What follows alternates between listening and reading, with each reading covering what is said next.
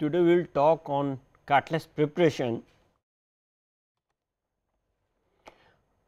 See, the basics of the catalyst, as I told, when we are talking a heterogeneous solid catalyst system. So, we are looking in terms of the deposition of some active metal on the porous structure of a catalyst on some support or carrier.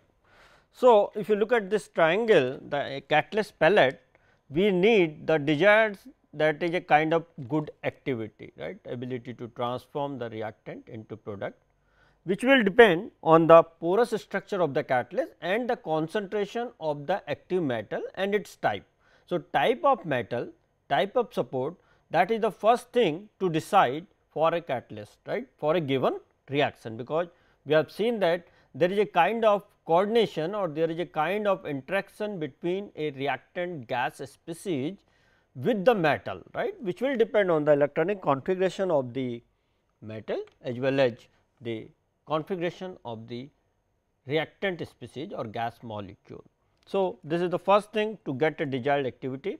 The catalyst should have high activity. So, we are talking in terms of chemical activity, which will depend on the metal adsorption, that is weak or strong metal adsorption of the gas molecule. So, which is a kind of chemical adsorption. Then it should be highly specific in its activity. So, that also we have seen that we talk in terms of turnover frequency or turnover number. Surface should be porous, because the porous structure provides a large internal surface area, and when you have a large internal surface area, then you will have larger dispersion. So, larger number of active sites will be available on the catalyst surface, right. So, your total rate, or if you calculate your turnover number, that will be higher, or rate of reaction will be higher. The other side if you look at the fluid flow or hydrodynamic condition. So, this is your activity part, which is actually required for the catalyst ability to transform it into product.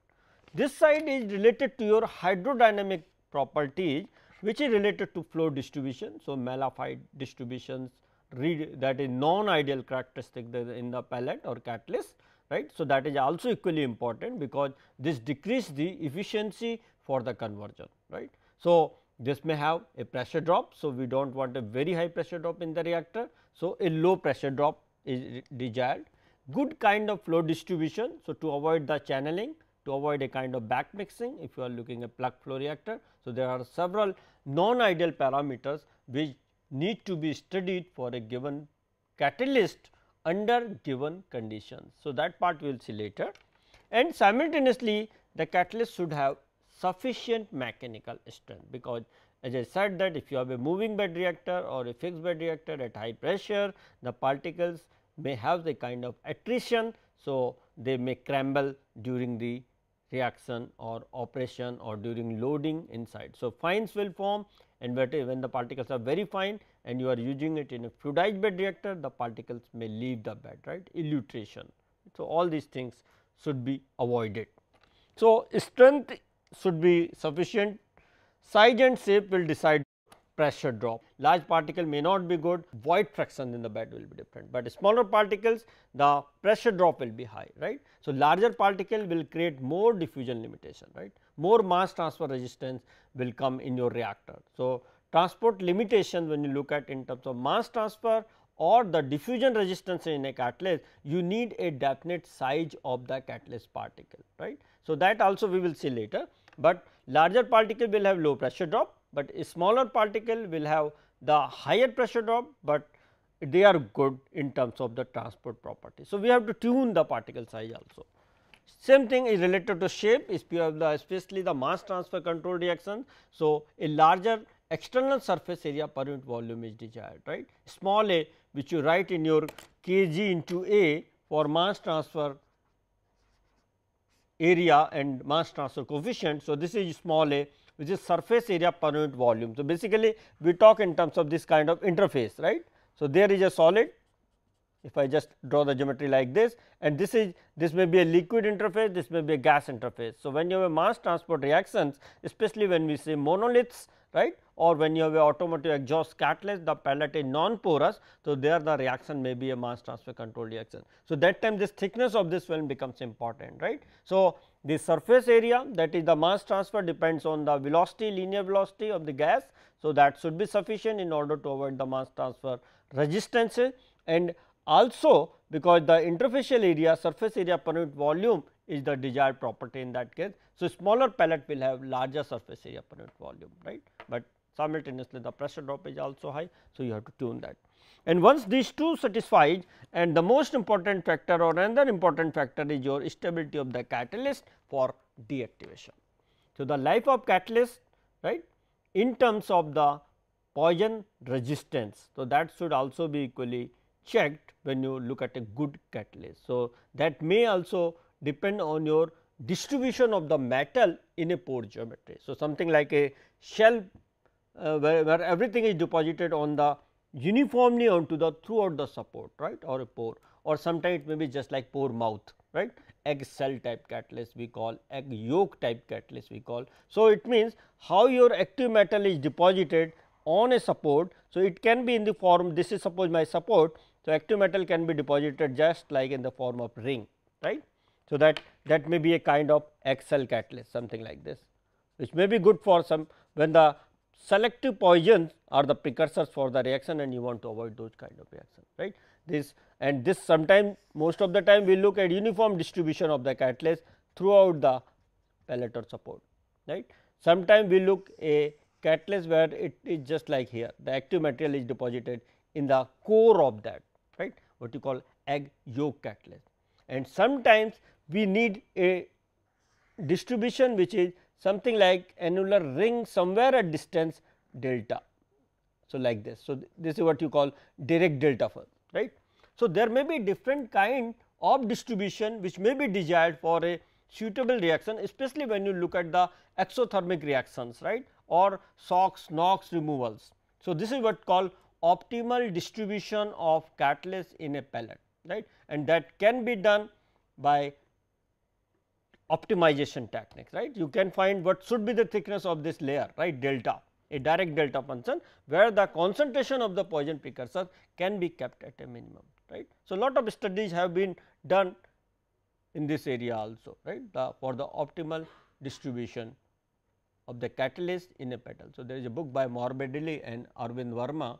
So, that gives the details of this mathematical tools or mathematical design for selection of the optimal distribution. So, especially when the catalyst deactivation is significant, then these kind of distribution may also be effective. So, we have to look at a good kind of stability in the catalyst in order to avoid the coke or in order to avoid the poison. So, this is known as engineering features of the catalyst. So, we have to keep these things in mind while catalyst preparation. So, catalyst preparation is an art as well as a science, right. As I said earlier also, lot of chemistry is involved here, right. The fundamentals of your heat transfer, mass transfer, diffusion because and adsorption. So, they are also associated, right. And then you have to look at the ligands based theory. So, it may be a polymer complex, right. It may be a precipitating agent. So, pH may be a decisive factor because you are just decreasing the solubility of one component from the solution, right. So, that will get precipitated. So, there may be depending upon this, there may be a variety of the methods for catalyst preparation, right, and one can have own method also in terms of the novelty, right, a combination of the several process. So, but the fundamental if you look at here, the three fundamental stages of the catalyst preparation. So, the first one is that the preparation of the primary solid, right, which is just nothing but a kind of initial support, right, or carrier onto which the active material is to be deposited. So, this is associating all the useful components like impregnation, right. So, we talk it just where the low loading is desired, we use the impregnation technique, low concentration, right. If high concentration is desired, we talk in terms of co-precipitation, right. So, both are if you look at the co-precipitation, a lot of complex mechanism of complexation formation is involved because the precipitation will take place under certain condition, right. Same thing in the case of impregnation, a kind of capillary action, right, some kind of forces, adsorption forces may be desired, right. So, we have to look at those when you are looking at impregnation technique, and there may be the different methods in impregnation also, we will talk on that. So, zeolites, so cation exchange, anion exchange, because zeolites are the, you can have the protonated zeolites and then replace the hydrogen ion by the metal species, right. So, cation exchange or ion exchange may be involved, right, and zeolites are very narrower or selective pore size. So, the diffusion may be the important phenomenon again, right, because the molecule may be larger, or so what is the mechanism of this transport, that becomes important. So, the very selective. So, for zeolite we will talk separately, right, and then the crystallization of the material, because when you are preparing the MCM type catalyst or SAPO or molecular sieve or zeolite catalyst, then you have to be very specific if, for a particular phase, right. The phase transformation step becomes very important. So, these are kind of hydrothermal reaction, right, where you have the reaction takes place in the presence of water under certain pressure and large amount of time, some kind of ion exchange is taking place, formation of the complex, and then a definite crystal forms, right. And that formation of the crystal, or what you call the nucleation theory, that is very crucial. So, you have to look at different time intervals and then check the do the XRD and find identify the phase or look at the crystal, right. So, you need a very specific type, whatever the requirement depending upon the reaction. So, that becomes a very complicated phenomenon here when you look at the crystallization theory itself, right, which is based on nucleation. So, this is the first fundamental thing, and the second is the processing of that primary solid which has been obtained from here, right, to obtain a catalyst precursor. This may be just by your aging, what you call, right, or firing, calcination, right. So, there again you are getting developing some pores and some phases, right. So, that becomes again important aspects during a catalyst preparation. So, then activation, right. So, activation, it can be a reduction type thing, right. You are treating the catalyst in presence of hydrogen under certain condition. The reducing gas may be hydrogen, it can be carbon monoxide, right. So, it depends on the type of the precursor required for catalytic reaction, right. So, activation of the precursor to give the active catalyst, right. So, this is reduction of the metal, which may be hydrogenation, that is as I said, the hydrogen is generally used as a reducive gas, right, and formation of the sulphide. Sometimes you pre-sulphide the catalyst, as I said, when the poisoning is faster because of the high activity of the catalyst, when it is fresh catalyst, right. So, you have to passivate the activity of the catalyst to certain extent. So, it is not a severe passivation, only at ppm level the hydrogen sulphide treatment or carbon disulphide treatment or any sulphur precursors may be allowed to be in contact with that metal or catalytic species, right. Same thing like deammoniation, removal of the ammonia. So, when you need acidic zeolites, because whenever we say the acid, it can be a different kind, right, Brunster type acidity or Lewis type acidity, right. So, Brunster type acidity means which can accept a proton, right, and Lewis type means which can donate an electron, right. So, accept an electron, donate a proton. So, basically it is nothing but the formation of the species with the gaseous molecules, right. So, it can take a proton from the molecule, right, and just get the protonated, and same thing again it can accept an electron and form some hydroxyl complex hydride formation. So, that we will see later. So, this activation part is very crucial for a specific catalytic activity. For a specific catalytic activity, you need to look at whether a carbide phase is important or just metallic phase is important, metal hydride phase is important, right. So, it depends on the type of reaction, right. So, and the activation, as I said, depends on the temperature, depends on the time. So, pressure, time. So, it is a kind of exposure, because during the activation it is a kind of chemijoption, right, and say any oxide species, when it is in contact with some reducive species under certain condition of temperature and pressure, make it, because this is a chemijoption, right. Chemijoption step will be related to the temperature, a kind of activation is required. So, hydrogen cannot reduce platinum just at ambient condition, right. It need a certain condition of temperature. So, you need to do temperature program reduction under a wide range of temperature, right, and then check at what temperature the gas can reduce the metal oxide, right. So, that is very important, and depending upon this condition, the size of the crystal is also, that is metal dispersion, what I told last time, and the growth of that crystal. Here also you can have a, because the metal oxide converts to the metallic form, right, and you have to make ensure, or you have to make enough precautions in terms of that the particles should not get sintered, because otherwise agglomeration may be an issue. You have developed some nanoparticle during your calcination step, but when you reduce it in situ reduction during the reaction, because of the agglomeration, the particle size may increase, right. So, activity may decrease. So, these factors become very crucial in the catalyst preparation. So, in general, see, the catalyst preparation, there can be the different methods or a combination, but it can be a deposition, or sometime we call it precipitation deposition also, right. So, the next one is the impregnation, as I said that the where the low concentration is desired. Then again precipitation, which is again based on the complexion theory, very complex method, but you can have a well dispersed particles here, right.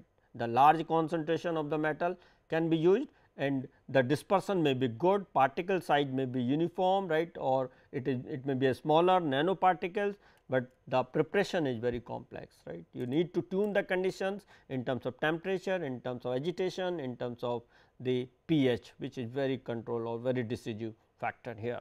And same thing, the co-precipitation, you take two components to make two solutions and then co-precipitate them, just like magnesium carbonate and nickel nitrate you take and make nickel carbonate, and then these two are precipitated, A solution, B solution, add them, mix them, and then control the pH, add sodium carbonate or ammonium hydroxide to take the precipitate, right. So, you can have a mixture of the two components, right, and then you calcine it. So, basically sometimes the approaches may be different, as I said here, that sometimes we take the dry mixing also, which is not mentioned here. So, suppose you have a calcium aluminate, a very simple example of catalyst preparation, but gives a very good catalyst here also. So, sometimes these kind of catalysts are desired, calcium oxide, aluminum oxide, something like that, right. So, this type of catalyst, because they have a sufficient amount of basicity, and also they provide the sufficient excess oxygen in their lattice structure.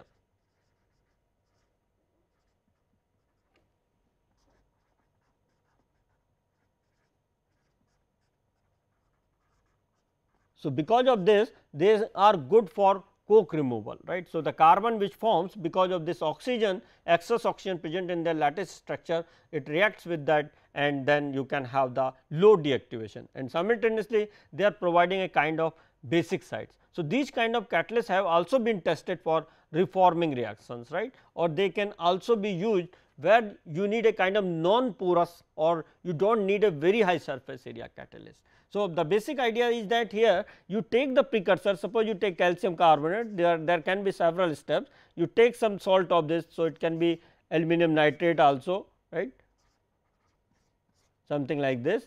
So, now whatever the composition you need, because the component depending upon the temperature and time, it may present in different phases. It is not a component like calcium oxide and aluminum oxide, rather it is a phase, definite phase, and there can be different phases. So, it can be just like 12 CaO 7Al2 which has been tested so many times for pyrolysis reactions of hydrocarbons, right. So, 12 CO 7Al2, it can be 3 CO like this, 3 Ca A, I will write like this, right. So, 3 and 1, right, it can be just like this.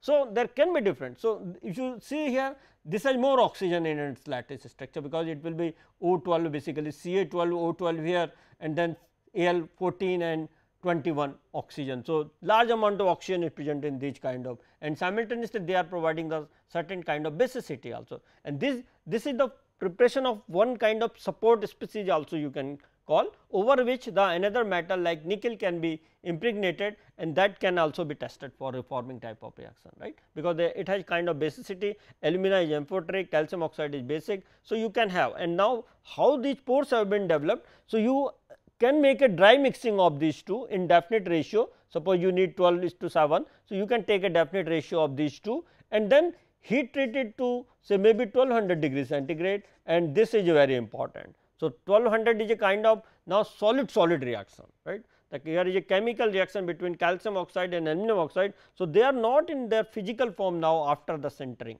right, it is a kind of sintering. So, definitely since the treatment is at high temperature, so surface area will be low, because the porosity will reduce in this case, right. So, it can be done at 1000 degrees centigrade, and so this is what the temperature. Same thing is for time also. right. So, time may be your 24 hours, it can be 72 hours, right, to get a definite crystal. So, the some little bit of say trial and hit and trial is also involved here, that which time is most suitable, and simultaneously lot of material science is also important, that how these crystals grow during the reaction, and so at what time the crystal will reach to a certain size or to get a desired phase. So, once you have identified that, then the preparation becomes easier. So, this is an example of dry mixing which has not been shown here. So, you have just mixed them, right, in the form of slurry and dried it, and then given a heat treatment or calcination at 1200 or 1000 for a period of 24 hour or 72 hours. So, different time, and then you check the phases which have been obtained during the treatment condition, right. So, this is another method of catalyst preparation. So, co-precipitation, sol gel process which is known as gel formation, right. So, and there is another in the same continuous micro emulsion. So, two type micro emulsion solutions, right, like urea, right. So, they have a kind of some suspension, they can make a suspension where the particles, your metal particles can be finely distributed or well dispersed, right, and when you rupture the emulsion, and then finally they will come in the small particles form. So, that is known as micro emulsion technique, which is similar to your gel formation technique. This is just a crucial or typical step for the that you have a precursor solution. Precursor I am saying the metal precursor, right. It can be in the form of say nickel nitrate, right. Generally we avoid the chlorides and sulphate, because the sulphur goes in the final catalyst, even at some ppm level it may disturb the catalytic activity because of the poisoning, right. So, generally nitrates are preferred in that case, but the if in certain cases the sulphate salts may also be taken. So, this is a precursor solution which can be your metal, right, metal precursor, and where the solution can be depending upon you have a complex which you have taken, organometallic complexes, say like what I said, they may be soluble in alcohol also, right, and certain sometimes we dissolve in alcohols also, but water is the best one, right. It can be used as a solvent in many cases for the inorganic solid, right. So, this is the precursor solution, and then you have acid, add acid or the base, that will depend on the pH, right, a small concentration say ammonium hydroxide sometime we add, or acetic acid we. So, some kind of buffers, right. So, to adjust or to control the pH, because pH is a decisive factor in all these reactions, right. So, I will talk on that later. And then you have a support precursor. So, support may be a ready made support just like alumina, silica, right, or these supports can be made when you have something like a method co-precipitation technique or sol gel, there you get the support also, right, during the preparation. So, it means you can control there the textural property of the support also, right. So, that will become a more crucial step, or a what I said the formation of the complex, which is again dependent on the so many factors which are taking part during the reaction or formation of that complex. So, that time the impregnation step is little bit easier compared to your the co-precipitation or sol gel method, because there are support is also being prepared during the hydrogel formation or zero gel formation, and then finally you are calcining or drying that, right. So, you have a metal, you have a support. So, this is a kind of a just the co-precipitation technique, or it can be if you are not making a precipitate, then you can have just the impregnation technique also here. So, solution and then drop by drop you add, take the support in a different vessel and then add drop by drop, right, with a known volume of that solution and known mass of the support depending upon the initial or final concentration of the catalyst which is desired. So, when we say we report the catalyst property like this, suppose 10% nickel on alumina. If I write like this, so this means that this is your support and this is your metal. So, the meaning of this, if I say like this, so 10% nickel of alumina means that in 100 gram of the catalyst there is 10 gram of the nickel and remaining 90 is the aluminum oxide, right. So, this is your final catalyst, but precursors will be a nickel nitrate. So, whatever the solid nickel nitrate you have taken, right, this may be aluminum nitrate, but if it is an impregnation technique. So, alumina support may directly be taken from some commercial vendor, right, and then metal can be deposited, right. So in that case, so you need not to worry about this part, because its textual property everything are already well defined, right. And here you have to focus that in order to get this 10%, how much this will be required, then it will convert to nickel oxide, and then finally, when you reduce you get nickel, right. So, the material balance or mass balance is very important in order to calculate the final mass of the metal desired in a given composition of the catalyst. So, this is just written one monometal, there can be bimetallic, there can be multimetallic also, right, and same thing for the support also, especially when you are looking co-precipitation method. So, you will take a solution of this aluminum nitrate, say, right, so or tertiary butyl aluminum hydroxide. So, these kind of complexes you can take, right, which will decompose during the or gel formation step. So, that depends. So, here if you look at the support which is mixed here, where this during the pH adjustment you will get it precipitated, and then the support is added and the metal will deposit on this. So, you just filter and wash the resulting precipitate and then dry it at ambient temperature, or then followed by oven drying, say around 105 degree centigrade, right, overnight, and then you fire it. Firing means calcination, right, which may be at 500 degree centigrade for 5 hours, it may be 600 degree centigrade for 7 hours, something like this. So, the calcination temperature is basically the conversion of the nitrate salt of the metal into its oxide form, right. So, what is the temperature required? Either it is known as a priori, or you just do some thermogravimetric analysis, right. So, take some nickel nitrate small concentration and put it in your thermogravimetric analysis, right, and just check the weight loss. So, you can have the idea that what will be the most suitable temperature for calcination, right. So, you can get idea. So, this is what happens, that your amount adsorbed at different concentration will be different. So, initial concentration is important, right. So, that is how much metal concentration can be adsorbed on the surface of a solid, because once you have a kind of impregnation technique, it is the adsorption based principle. So, there are a kind of binding between the metal and support, not the just like the physical, right. So, the adsorption will depend on the initial concentration of the metal. So, that you have to calculate, and accordingly you take a decision for preparing. And finally, again, so this is a kind of impregnation technique, this is a kind of co-precipitation technique, right. So, catalyst formulation, the funda is that this size and shape, but I said this is a compromise between the wish to minimize the pore diffusion effect, right. So, smaller the size, the pore diffusion effects will be minimum, right, that is pore diffusion resistance will be minimum when your particles are smaller in size. So, crystal particles I am talking, metal particles I am talking, right, and finally, the catalyst pellet size I am talking. So, all these are equally important, right, and same thing that when you have a smaller particle size, then pressure drop will be large, right. So, you have to tune these two in terms of the size and shape of the pellet, because shape is also equally important, right. So, that is the first thing, that what crystal size. So, smaller crystal size are always better, right, because you have a larger dispersion for these crystal size, right. So, that is the first thing, that nano catalysis, the catalysis in nano catalysis. So, how to develop these kind of crystals? You take the whether ethanol will be used as a solvent instead of water, right, or some other heat treatment condition, some novelty in the process which can give you finely dispersed metal particles on a support, right. So, that becomes very important in terms of the catalyst development and design.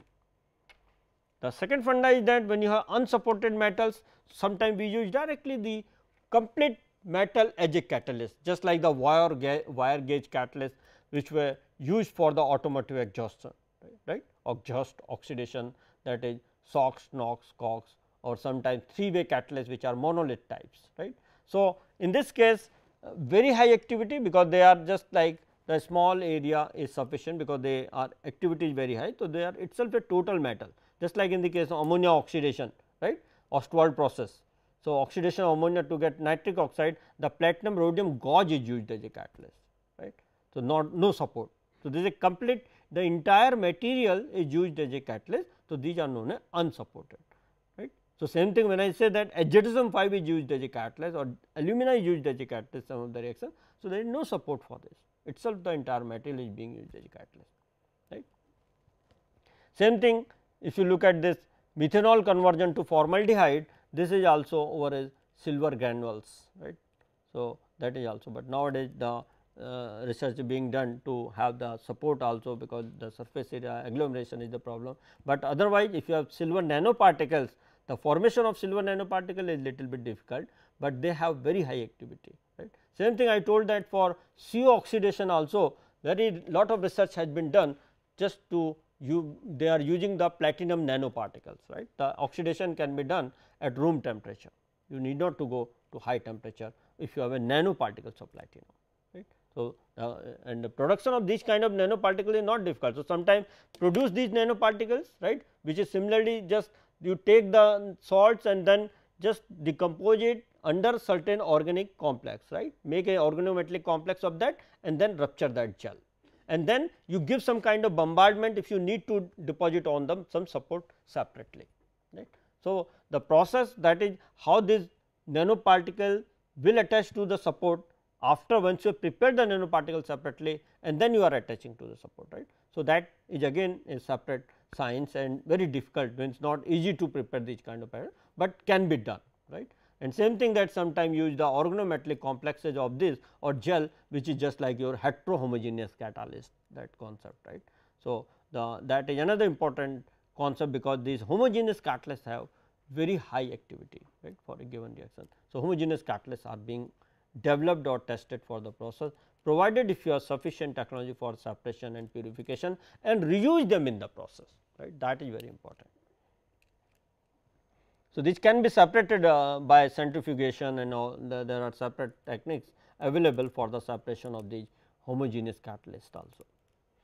On the other side, if you look at Raney nickel, cobalt, copper, hydrogen ion, they may be on the alumina also. Sometimes Raney nickel itself acts as a catalyst, right, although pyrophoric, right, it is very difficult to control it, because it becomes the pyrophoric at ambient condition, right. But for methane decomposition reaction, Raney nickel have been tested as a catalyst. So, you have to put them in alcohol solution, otherwise they will just explode when you have kept it in the oxygen, right.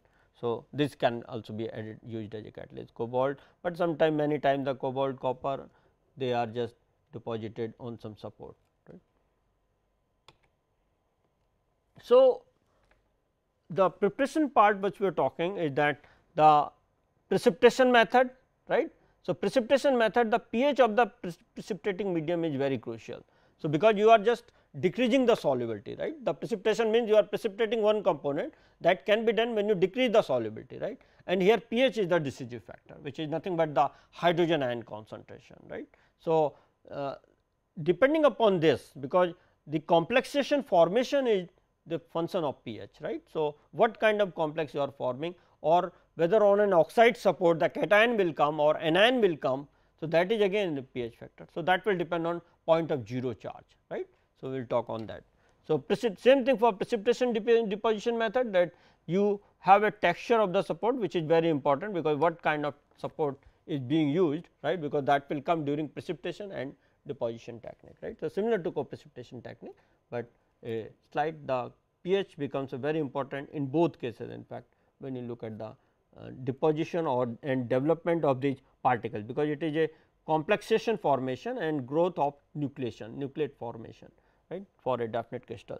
So, here the aging is very important, that for how much time you are keeping, right, digestion process, right, what kind of organic precursors or solvent has been taken, right, then filtration, washing and all these whatever the type of salts, right. So, how fast they can just go and precipitate, right, and then can be washed and then take it and dry it and age it. So, this depends on the type of salts. So, I was talking that pH is very important or this is just as an example of water gas shift, where you have CO plus H2O gives you CO2 plus H2, right.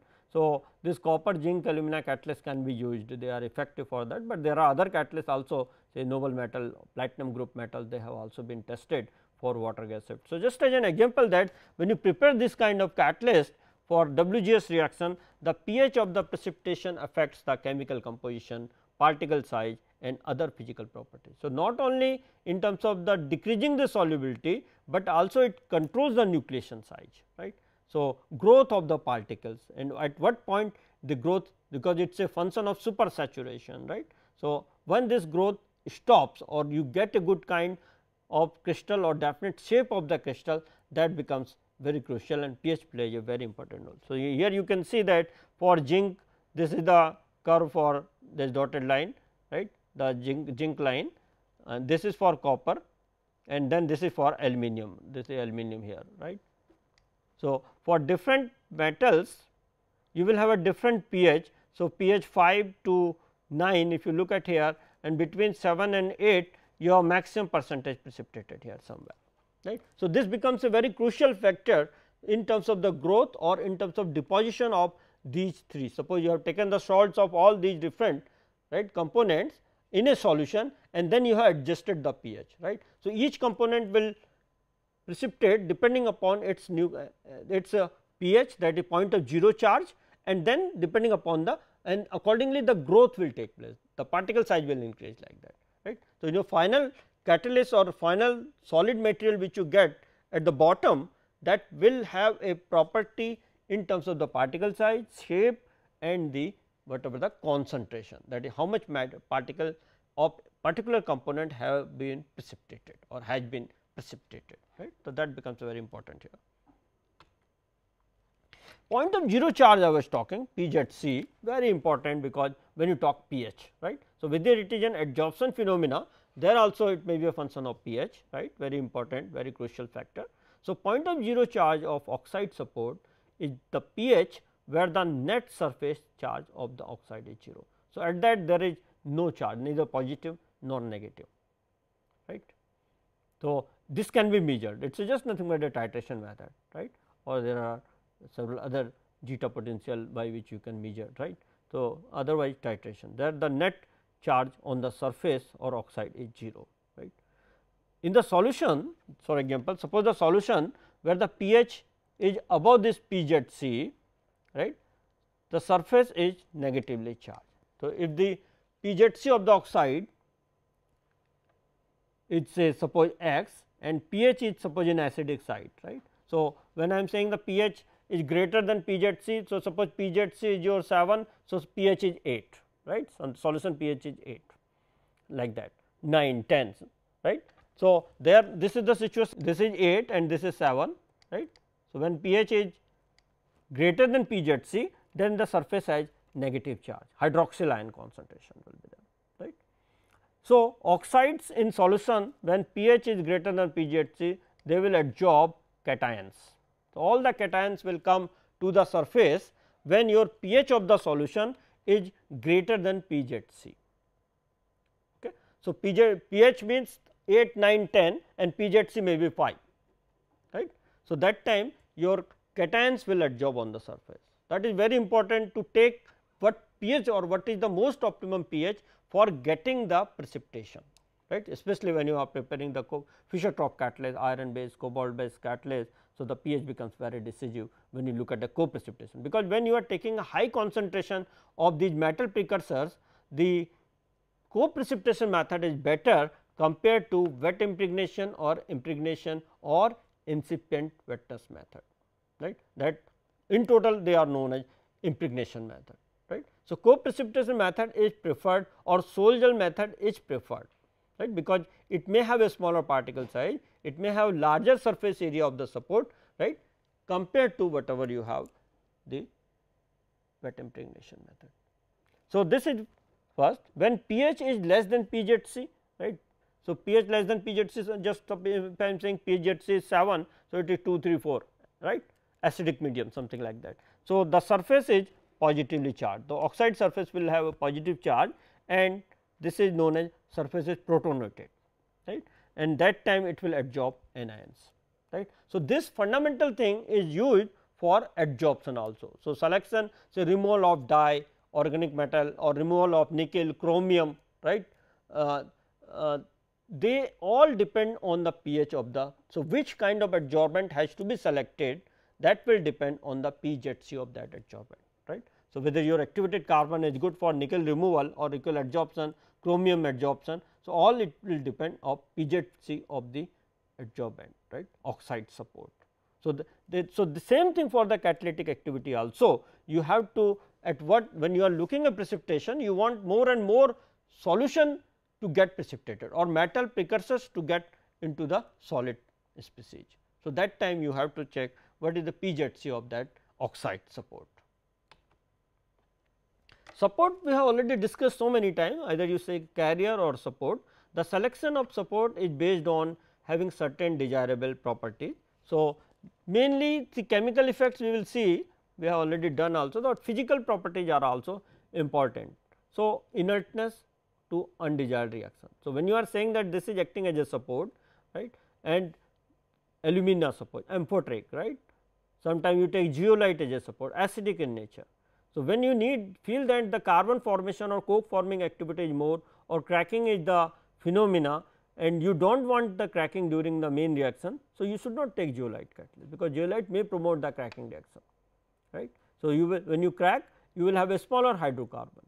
So, it means when you do not want the activity for a given undesired reaction. So, the support should be such that it should act as an inert for that undesired reaction, right. That is the first basic thing, that whether silica should be taken, alumina should be taken, right, or any clay material, zeolites, right. So, that depends on their activity for a given reaction, which may be undesired for a given. If it is desired, then it is good that select the support in which favors that, right. So, where the multiple reaction takes place, and desirable mechanical property, as I said earlier, it is very important, which includes the attrition resistance, hardness and compressive strength, right. There should be enough strength, because you make the tablet from the powder, right. So, there the porosity is important, but simultaneously the particles should not crumble, right. So, that is again important. So, enough mechanical strength is desired, right. Stability under reaction and regeneration condition. So, they should not sinter among itself, right. So, alumina particle, as I gave the example, when you heat the aluminum oxide from say room temperature to 1000 degrees centigrade, it converts to gamma aluminum, converts to the alpha alumina, right.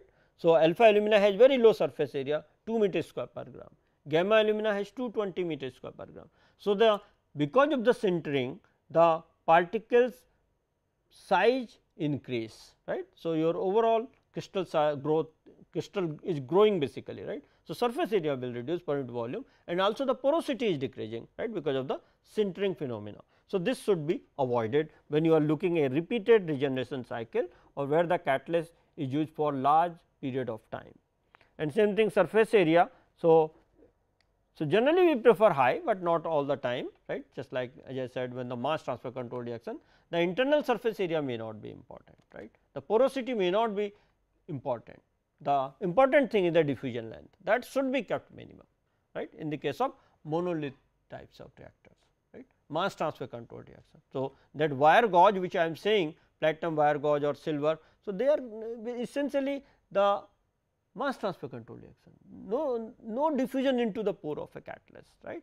So, we do not want that, in fact, because everything is taking place on the external surface of the solid, right. So, that is what, when I am saying the non porous, that time it is just providing on the external surface, right. So, you should take care in terms of the particle size and the porosity when you do not feel that, when you feel that there is no diffusion limitation inside, right. So, it should be avoided. So, porosity, as I said earlier also, so which includes the average pore size and pore size distribution, right. So, high area which amplifies the fine pores, but relatively small pore such as 2 nanometer or less than that, right, which are generally the micropores, right, may become plugged in catalyst preparation, especially at high loading or salt. So, when you need a high concentration of the metal and your catalyst is something like a microporous material, so plugging may take place, right. So, it means you have to take care. So, whether you are going with the ion exchange process. So, in the Deposition only we just replace the hydrogen ion by some gallium or platinum, ion exchange is more preferred, because pores may block, right.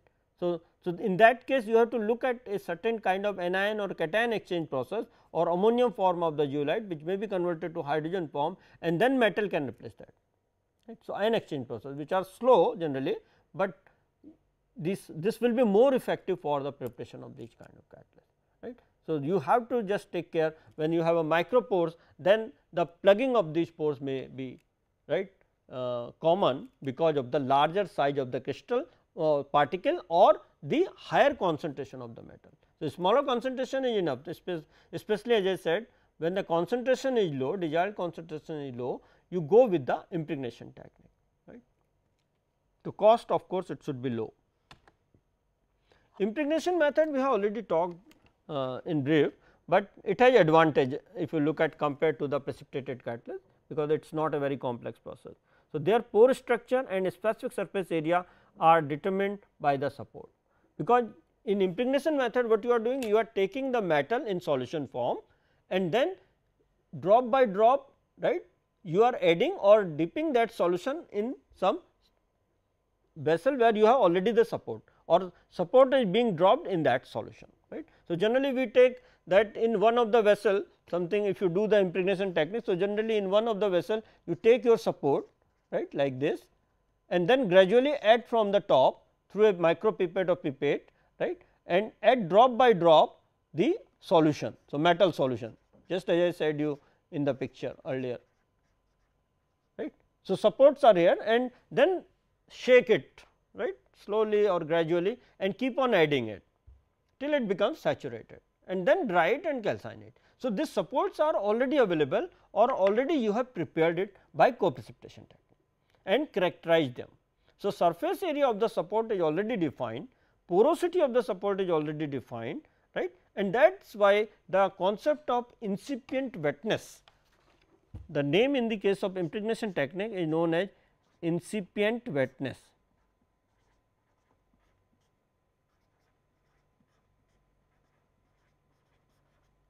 So, this method meaning the pores are just filled.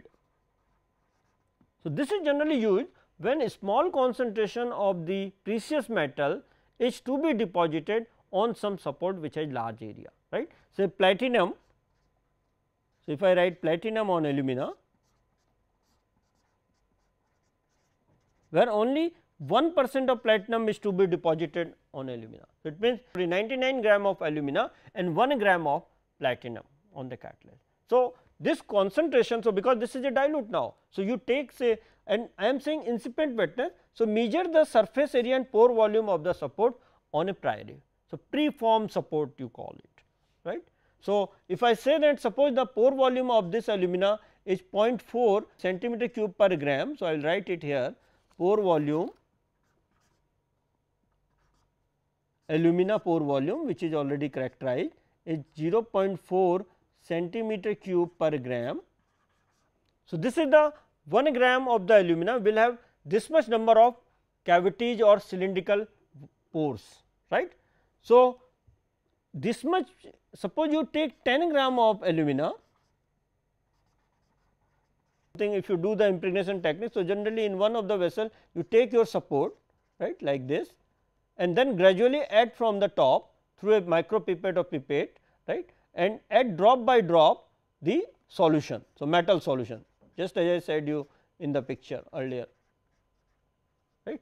So, supports are here and then shake it, right, slowly or gradually, and keep on adding it till it becomes saturated, and then dry it and calcine it. So, these supports are already available or already you have prepared it by co-precipitation technique and characterize them. So, surface area of the support is already defined, porosity of the support is already defined, right, and that is why the concept of incipient wetness, the name in the case of impregnation technique is known as incipient wetness.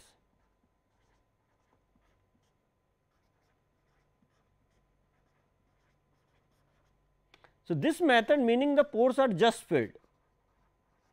So, this is generally used when a small concentration of the precious metal is to be deposited on some support which has large area, right. Say platinum. So, if I write platinum on alumina, where only 1% of platinum is to be deposited on alumina. So, it means you have 99 gram of platinum and 1 gram of 99 gram of alumina and 1 gram of platinum on the catalyst. So, this concentration, so because this is a dilute now. So, you take say, and I am saying incipient wetness. So, measure the surface area and pore volume of the support on a priori. So, preformed support you call it, right. So, if I say that suppose the pore volume of this alumina is 0.4 gram per centimeter, sorry, centimeter cube per gram. So, I will write it here, pore volume, alumina pore volume, which is already characterized, is 0.4 centimeter cube per gram. So, this is the 1 gram of the alumina will have this much number of cavities or cylindrical pores, right. So, this much, suppose you take 10 gram of alumina. So, the volume will be 4 centimeter cube total capillary volume, right.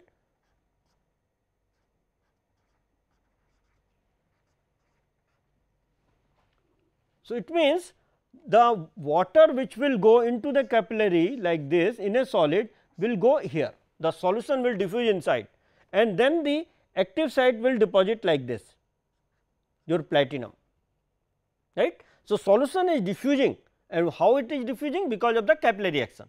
So, capillary forces are dominating here, right, in the impregnation method or in your wet incipient wetness. So, incipient wetness means pores are just filled. So, we do not give any larger volume of this solution, we take just which is equal to the pore volume or slightly higher than that. So, suppose you know the pore volume is 4 centimeter cube for 10 gram of alumina. So, you just take this platinum which may be in the form of H2P2Cl6, suppose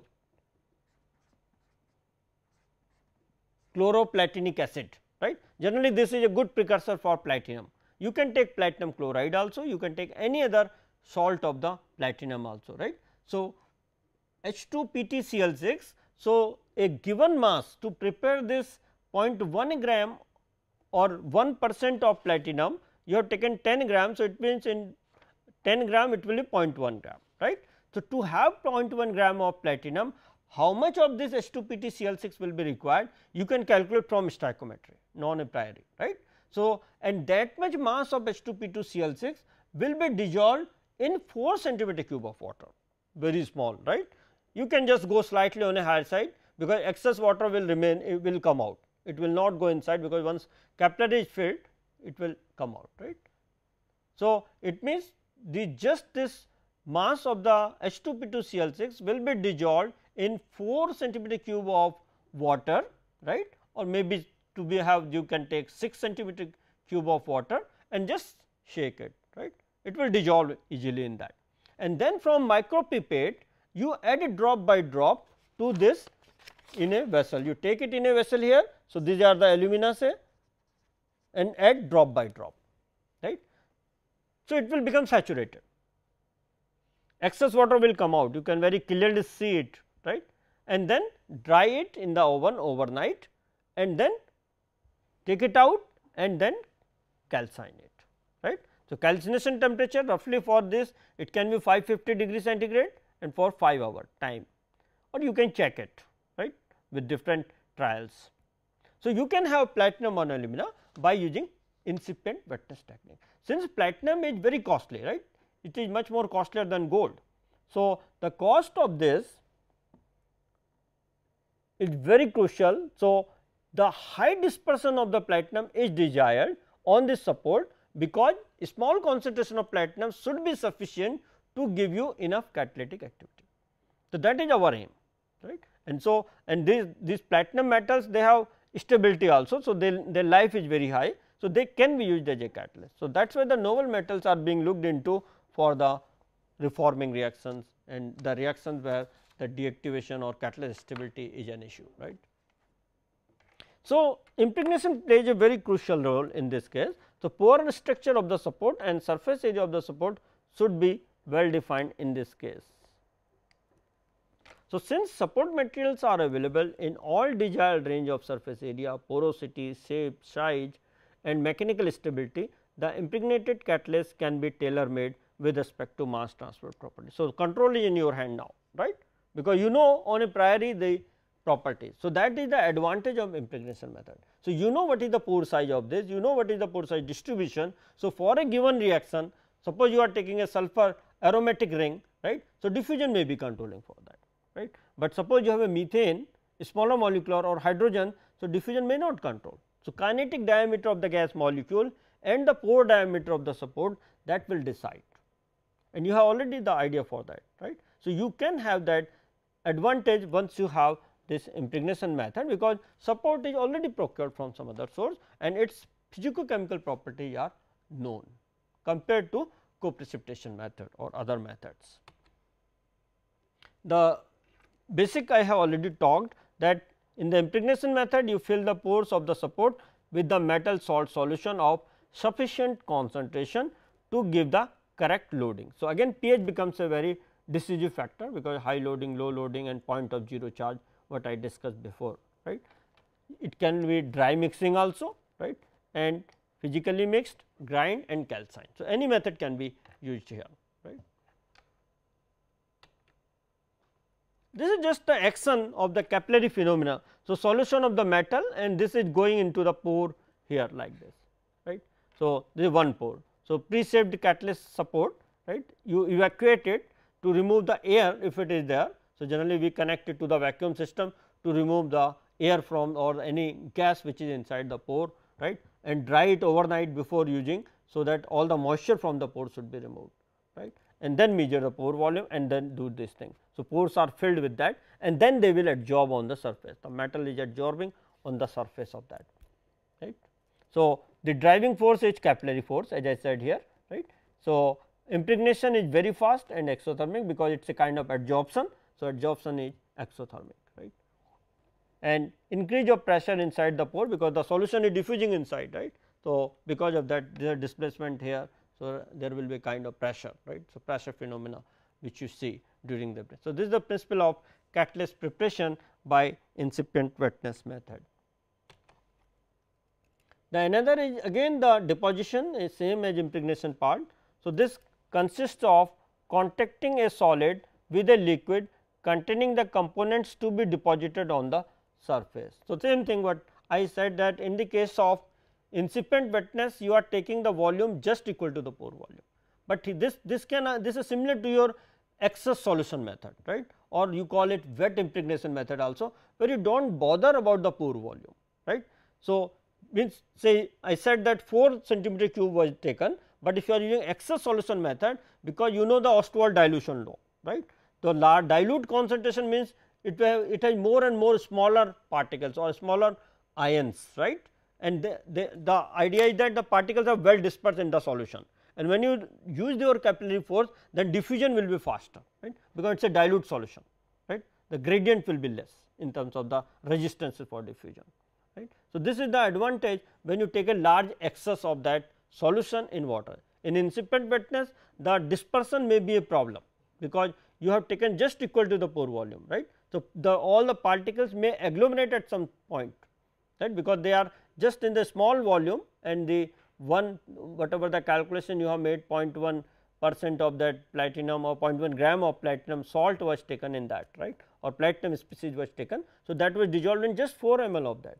So, it will become a concentrated solution, right. So, it may agglomerate when it adsorbs on the surface. So, particles may be larger, that is the nanoparticle concept may not come here in the incipient wetness, but in this case, because it is a kind of excess solution, you have large amount of water. So, it is a kind of dilute, right. So, now it will diffuse easily into the pore faster, right, and then since the concentration is solid is low. So, it will adsorb on the surface, and the chances are there, probability is there, that the two particles may not sit on the same site or same place, right, because it is in a very dilute solution, right, but there may be some waste also, because you have taken excess water. So, that is the drawback on the other side, right. So, during the impregnation, the different process takes place at different rates, that is what I said. The selective adsorption of the species, whether it is charged or not by the Coulomb force, van der Waals force or hydrogen bonding, because I said that it is a kind of adsorption now, right, on the surface. So, all it will depend on the point of zero charge of the oxide and the pH of the solution, right. So, and accordingly the adsorption will take place, and sometimes the ion exchange between charged surface and the electrolyte is also important, that may take place. This is just a flow sheet. If you look at the impregnation method, the metal salt you have taken, you have added support, you have mixed it, dry mixing what I was talking, right, or you can have a solution of that. then you this is a co-precipitation method, then you got it co-precipitated, right, not the impregnation, co-precipitate it, then filter it, then dry it, then activation, right. So, activation means treatment in the presence of hydrogen, right, or any reactive gas where you are converting the oxide phase into the metallic phase or carbide phase or carbonyl phase, that depends on the reaction. So, which phase is important for your catalytic activity, that should be known, right, based on the reactions or based on the catalytic activity, and then finally, you get the catalyst for the reaction. Same thing here for the metal salt solution, pH co-precipitation technique, because this is another same flow sheet, that is what you have seen before. The approach may be different in catalyst preparation, right. So, pH adjustment, so you have super saturation state here, right, by adjusting the pH. So, at which the maximum precipitation occurs. Then because you know when the crystallization takes place, the growth is the nucleation growth. So, complexation formation basically, right, and it increase in size and then settles down. So, you will have a kind of colloidal gel. So, this is kind of sol gel method also, where you have a hydrogel, or you have taken the organometallic complexes and adjusted the pH and then kept it under stirred condition for a long period at certain temperature. So, you will have a formation of the gel, right, where the particles are well dispersed inside that gel, hydrogel, right, and then you have just the heat treatment.